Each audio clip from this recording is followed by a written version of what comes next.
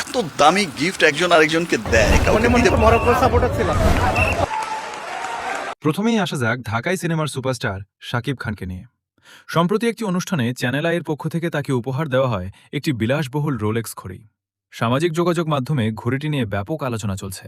বিভিন্ন সূত্রের দাবি, ঘড়িটির আনুমানিক মূল্য প্রায় ৭২ লাখ টাকা, যা ভক্তদের মধ্যে বেশ চমক সৃষ্টি করেছে। এদিকে সাকিব আল হাসানকে দেখা গেছে ব্রাজিল ও মরক্কোর একটি ম্যাচ দেখতে।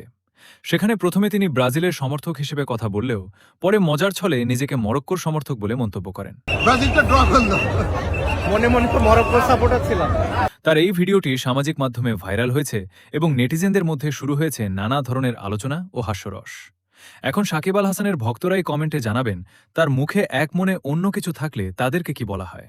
অন্যদিকে হাসনাত আবদুল্লাহ সম্প্রতি অক্সফোর্ড ইউনিভার্সিটিতে একটি সেমিনারে অংশ নিতে যান। তার দাবি অনুযায়ী সেমিনারে যাওয়ার পথে কিছু বাধার মুখে পড়লেও শেষ পর্যন্ত তিনি অনুষ্ঠানে যোগ দেন। পরে বের হওয়ার সময় একটি ভিডিওতে তাকে মধ্যমা মিডল ফিঙ্গার প্রদর্শন করতে দেখা যায়। ঘটনাটি ঘিরে সামাজিক যোগাযোগ মাধ্যমে হাসনাত আবদুল্লাহর সমর্থকরা প্রশংসায় ভাসাচ্ছে, তার সাহসের প্রশংসা করছে সবাই।